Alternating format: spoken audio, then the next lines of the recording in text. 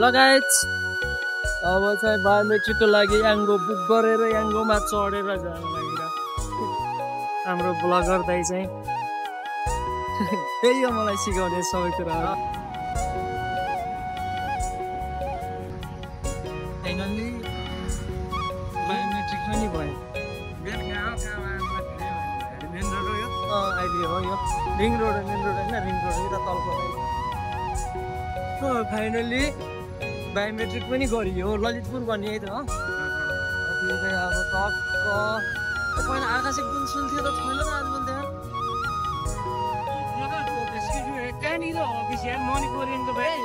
यहाँदेखि भित्र जानु है यहाँदेखि भित्र जानु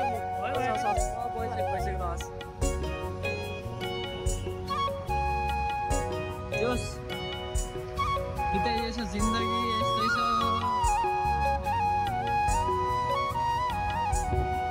घरको घर त्यहाँ भिडियो बनाउनु चाहिँ पाइएन यहाँ चाहिँ बनाउनु पर्यो यस्तो टाइपको त्यो चाहिँ नयाँ पहिलोचोटि आएको काठमाडौँमा चाहिँ उदय नयाँ चाहिँ पहिलोचोटि आएको बायोमेट्रिक त भयो 7 दिन पढेर इक्जाम दिने कस्तो हुन्छ इक्जाम त्यो दिन थाहा छैन अब अनुभव चाहिँ सेयर गर्ने चाहिँ पक्कै पनि म तपाईँहरूसँग पोहोर साल त्यत्रो 6-7 महिना पढेर पास भएन अब यसचोटि झन् 1 महिना क्लास जोइन गरेँ 7 दिन राम्रोसँग आफूले पढेँ त्यही हो त्यति हो अरू त केही पनि पास भयो ठिक छ केही छैन पास भएर कोरिया गइन्छ भने छैन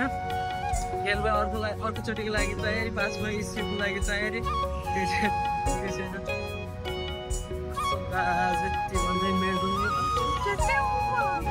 जस्तो हुन्छ त्यस्तै नआत्तिएर इक्जाम दिनु होला मजाले चाहिँ इक्जाम पास गर्नै पर्छ भन्ने नि हुन पास गरेर कोरिया गइन्छ भन्ने पनि छैन कोरिया गयो भने त जिन्दगी बेग्लै भइहाल्यो राम्रोसँग मजाले बसेर पढ्नु होला नआत्तिकन इक्जाम दिनेलाई नआत्तिकन दिनु होला आनन्दले बायोमेट्रिक गर्न यही हो क्यारे अब आउने ललितपुर ग्वारकोमा लोकेसनमा ग्वारको हान्नु भन्छ ललितपुर पक्कै पनि आइपुग्नु हुनेछ बायोमेट्रिक गर्ने बेला त्यस्तो अरू त केही नि हुन्न तर यार बायोमेट्रिक गर्ने बेला पोसाल त पुलिसहरू बसाएको थिएन त यस्तो त पुलिसहरू मात्रै छ त अन्त नेपालीको बानी कहाँ गतिलो छ र आन्दोलन गरिहाल्छन् तोडफोड गरिहाल्छन् तोडफोड गर्नु भन्दा त हराउनु गर्नु दिनु भन्दा त पहिल्यै सावधानी अप्नाउनु नै ठिक हुँदैछ खासमा होइन हो कि नै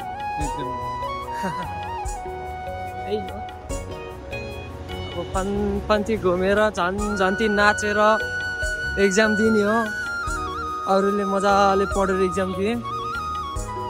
हाम्रो यस्तै त पास पनि गऱ्यो फेल भयो केही छैन स्कुल लेभल पनि राम्रोमा पढ्न सकिएन सँगसँगै पढ्यो यता लक्ष्य आएको तयारी गरेर बसिन्थ्यो होला हुन त कोरियन भाषाको परीक्षा दिने लक्ष्य आएको परीक्षा दिने भन्दा कम त छैनन् छ नि त कम्पिटिसन लास्टै हाई हुँदै गइसक्यो कोरियन भाषा पास गर्नु कोरिया जानु पनि होइन हुन त त्यही नि अब त्यही त बेरोजगारले ढोकेपछि यस्तै हो देशमा महँगी दिन प्रतिदिन बढ्छ मान्छेको स्यालेरी कहिले पनि बढ्दैन त्यति त हो त नि होइन एकदम गाह्रो छ नेपालमा गरी खान गाह्रो छ बाहिर हिँड्यो भने चाहिँ छिचुको अलिअलि हुने हो नत्र अरू के हुने हो र होइन राम्रोसँग इक्जाम दिनु होला त्यति हो अरू त त्यस्तै हो पुग्छ त के हो पुग्नलाई त पुग्ने कुरामा त पुगिहाल्छ नपुग्ने होइन यतिमा पनि पुग्छ मजाले चाहिँ अब चाहिँ के गर्नु घर जाने पढ्ने मजाले मस्तीसँग पढ्ने पास भयो ठिक छ फेल भयो ठिक छैन पास हुन्छु भन्ने ग्यारेन्टी त के अरे पास हुन्छु भने आश त त्यस्तो छैन धेरै त्यही नि सास हुने बेलासम्मको आश त हो नि होइन थोरै भयो भने आश त हो अब अरू के गर्नु त माने भाइ अरू त के गर्नु होइन सास हुने बेलासम्मको आश हो थोरै पढ्नु त पढाएको छैन है पढेपछि मात्रै पास हुनु हो नपढेर पास हुन्छु भन्नु र आकाशको तारा अलिक तल आउला र अलिक ठुलो देखेला भन्नु त उस्तै हो जस्तो लाग्छ मलाई चाहिँ पढ्नु त पढेको छैन त्यही त पास हुने ग्यारेन्टी त छैन ढुक्क त छैन पास हुन्छु भनेर म आफूलाई पास हुन्छु भनेर ढुक्क त भएको छैन म पोहोर साल जति कन्फिडेन्ट थियो त्यति कन्फिडेन्ट चाहिँ यसचोटि छैन ममा ओभर कन्फिडेन्ट भयो भने पनि फेल हुन्छ जान्दै जानेन पनि फेल हुन्छ ठिक्कै लिमिटमा भयो भने चाहिँ मान्छेले गर्छ त्यही नगर्ने हो तर मेहनत चाहिँ दामी गर्नुपर्छ मेहनत नभएसम्म जे कुरा पनि गर्नु अलिक गाह्रो नै हुन्छ भनेको चिजहरू पुरा गर्न अलिक गाह्रै हुन्छ